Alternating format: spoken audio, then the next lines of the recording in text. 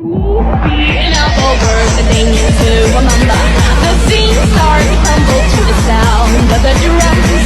Oh boy, there ain't no need to fight the silent ring. It ain't no big thing, just show her a little.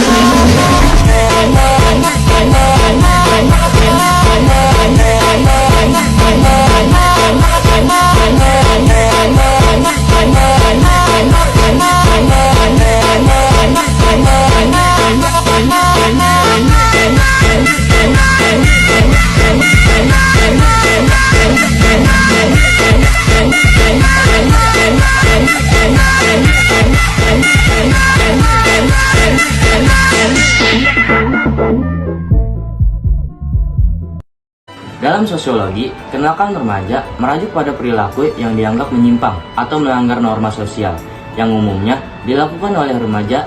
Kenakalan remaja melalui media sosial adalah bentuk perilaku tersebut yang terjadi di platform online seperti Facebook, Instagram, Twitter, atau platform online lainnya. Ini bisa termasuk berbagai tindakan seperti intimidasi cyber, menyebarkan informasi palsu, pelecehan online, atau terlibat dalam perilaku ilegal yang melibatkan media sosial. Kenakalan remaja melalui media sosial seringkali memerlukan pemantauan dan intervensi yang tepat untuk mencegah dampak negatif pada remaja dan masyarakat secara umum. Penggunaan teknologi, khususnya media sosial dan perangkat seluler, telah memainkan peran yang signifikan dalam kenakalan remaja. Hal ini menimbulkan dampak negatif kepada kalangan remaja, yaitu berupa perbandingan sosial. Media sosial seringkali menciptakan tekanan bagi remaja untuk membandingkan diri mereka dengan orang lain. Mereka dapat merasa tidak memadai atau cemas karena melihat kehidupan yang tampak sempurna dari teman-teman atau tokoh publik di media sosial. Hal ini dapat menyebabkan rendahnya harga diri dan rasa depresi yang timbul di pikiran remaja. Yang selanjutnya, tak menutup kemungkinan remaja sering terpapar dengan konten-konten yang bersifat negatif, seperti gambar-gambar kekerasan, pornografi, atau materi yang mempromosikan perilaku berbahaya. Hal ini dapat mempengaruhi pemikiran atau psikis remaja dan perilaku remaja secara negatif. Kemudian, yang sedang marak di media sosial yaitu adanya pesan-pesan cyberbullying.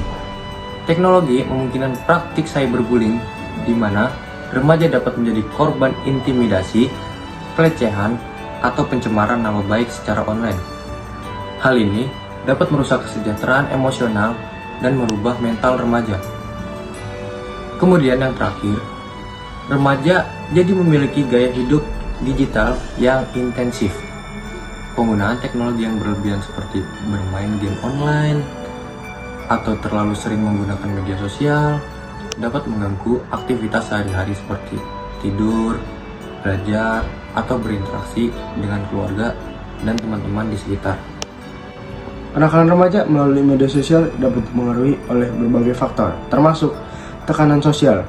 Remaja seringkali merasa terdorong untuk memenuhi standar yang ditetapkan oleh teman-teman atau oleh tren yang ada di media sosial. Tekanan ini dapat membuat mereka terlibat dalam perilaku yang mereka pikirkan akan membuat mereka lebih diterima oleh kelompok mereka. Kemudian ada gangguan mental. Gangguan mental disebabkan oleh kesehatan mental, depresi, kecemasan. Mungkin lebih rentan terhadap kenakalan remaja melalui media sosial.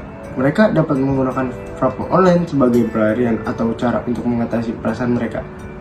Salah satu pengaruh yang ada di kenakalan remaja, masalah keluarga. Konflik dalam keluarga, perceraian orang tua, atau kurangnya dukungan emosional dari keluarga dapat membuat remaja mencari dukungan atau identitas baru di dunia online. Mereka mungkin terlibat dalam perilaku yang merugikan diri sendiri atau orang lain sebagai respon terhadap stres keluarga. Dan terakhir, faktor utama dari kenakalan remaja, kurangnya pengawasan dari orang tua atau pengasuh. Kurangnya pengawasan memungkinkan remaja untuk menggunakan media sosial secara tidak terkendali. Ini bisa termasuk mengakses konten berbahaya atau berinteraksi dengan individu yang tidak aman di media sosial atau situs online. Penggunaan media sosial dan teknologi oleh remaja mencakup beberapa aspek, dan berikut adalah 5 elemen yang perlu dipertimbangkan. Yang pertama, ada perangkat mobile. Remaja seringkali sangat bergantung pada perangkat selulernya, Mereka seperti smartphone untuk mengakses media sosial, bermain game, menjalankan aplikasi pesan instan, dan mengonsumsi konten digital. Ketergantungan ini dapat mengganggu aktivitas sehari-hari mereka dan berinteraksi sosial langsung. Yang kedua, media sosial dan konten digital. Remaja umumnya sangat aktif di berbagai platform media sosial seperti Facebook, Instagram, TikTok, dan Twitter. Mereka menggunakan berbagai platform untuk berbagai pengalaman, mengunggah foto dan video, dan terlibat dalam interaksi online dalam teman-teman mereka. Yang ketiga, aplikasi pesan instan. Aplikasi pesan instan seperti WhatsApp, Telegram, atau Snapchat memungkinkan mereka untuk berkomunikasi secara real time dengan teman-teman mereka. Namun, penggunaan berlebihan atau penyalahgunaan aplikasi ini juga dapat mencegah pada masalah seperti cyberbullying atau konflik interpersonal. Yang keempat, konten berbahaya. Remaja dapat terpapar pada konten berbahaya di internet, seperti video pornografi, kekerasan, atau informasi yang salah. Ini dapat berdampak negatif pada perkembangan mereka dan kesejahteraan mental. Yang kelima, game online. Bermain game online adalah kegiatan yang populer di kalangan remaja. Beberapa remaja mungkin menghabiskan banyak waktu bermain game online yang dapat mengganggu keseimbangan antara waktu bermain dan tanggung jawab sekolah atau beraktivitas sosial lainnya. Studi kasus yang kita ambil yaitu mengenai 1895 remaja alami perundungan secara cyber. Pelakunya 1182 siswa. Dalam hal ini, sosial media menjadi salah satu platform untuk melakukan tindakan negatif seperti komentar kasar, ancaman, pelecehan, penghinaan, dan hoax.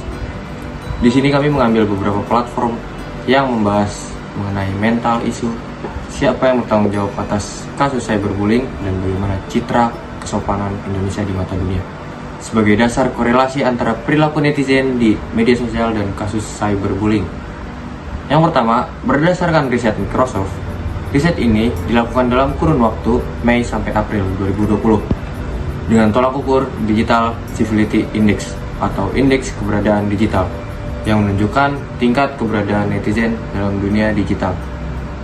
Hasilnya adalah netizen Indonesia masuk ke dalam urutan ke-29 atau ketiga terendah sebagai netizen tidak sopan.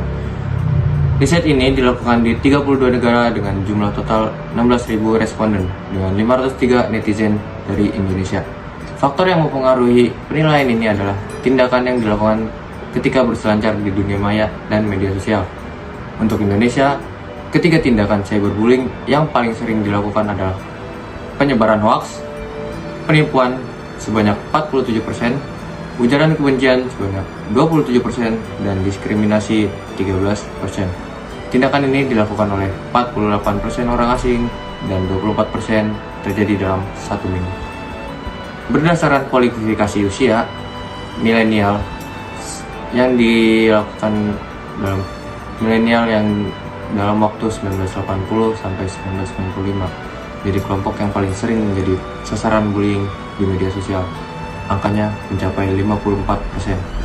Disusul oleh generasi Z sebanyak 47%, generasi X 39%, dan baby boomers sebanyak 18%. Yang kedua, berdasarkan riset dari EU Report, melibatkan 2.777 responden Indonesia dengan 97% rating tanggapan. Hasilnya adalah 45% orang mengaku pernah mengalami kekerasan digital. Selain itu, kekerasan kerap terjadi di jejaring sosial sebanyak 71%, aplikasi chatting 19%, game online 5%, YouTube 1%, dan lainnya 4%. Dari total 97% ini, 34 responden tidak mendapat layanan atau bantuan saat menjadi korban, serta 36% tidak tahu informasi mengenai pusat bantuan mengenai cyberbullying. Solusi pencegahannya dari kenakalan remaja dalam media sosial, terutama kenakalan cyberbullying, adalah sebagai berikut.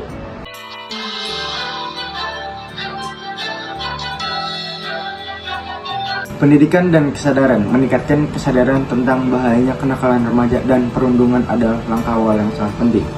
Ini mencakup memberikan pemahaman kepada remaja tentang nilai-nilai moral, etika, dan akuntabilitas atas tindakan mereka. Kampanye pendidikan dan kesadaran di sekolah dan masyarakat bisa menyentuh berbagai aspek termasuk narkoba, konsumsi hukum, serta dampak negatif dari perundungan. Selanjutnya ada batas waktu. Batas waktu untuk menggunakan media sosial, permainan video, dan perangkat elektronik. Membantu mencegah kecanduan teknologi ini juga memastikan bahwa remaja memiliki waktu yang cukup untuk berinteraksi dengan keluarga dan teman-teman di dunia nyata. Pembatasan ini juga membantu mencegah ketergantungan pada dunia maya dan dapat memicu perilaku negatif. Pengawasan aktivitas online. Orang tua harus aktif dalam memantau aktivitas online anak-anak mereka. Ini mencangkup memeriksa konten yang mereka konsumsi, seperti teman-teman online mereka dan bagaimana mereka berkomunikasi di platform online. Pengawasan ini penting untuk melindungi anak-anak dari bahaya di dunia maya dan memberikan bimbingan yang diperlukan. Dukungan psikologi. Dukungan psikologi adalah salah satu elemen penting dalam membantu remaja yang menghadapi masalah emosional atau perilaku. Sekolah dapat menyediakan akses ke konselor yang dapat membantu remaja dalam mengatasi stres, kecemasan, atau masalah lainnya. Dukungan psikologis ini membantu mereka mengembangkan keterampilan untuk mengatasi konflik dan tekanan dengan cara yang sehat.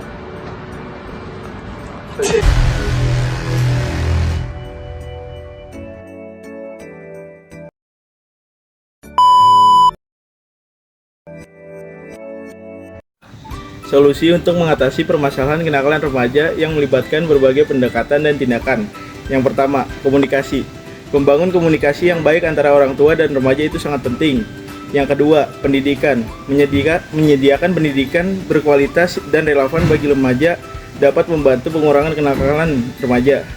Yang ketiga, pemberian dukungan. Menyediakan dukungan emosional dan psikologis kepada remaja, baik dari keluarga maupun profesional kesehatan mental, dapat membantu mereka mengatasi masalah dan stres.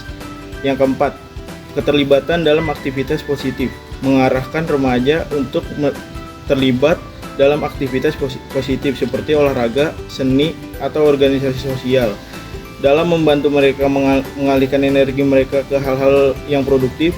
Yang kelima, pembentukan karakter. Membantu remaja memahami pentingnya nilai-nilai etika dan norma sosial yang baik, dapat membantu mereka untuk mengembangkan karakter yang kuat.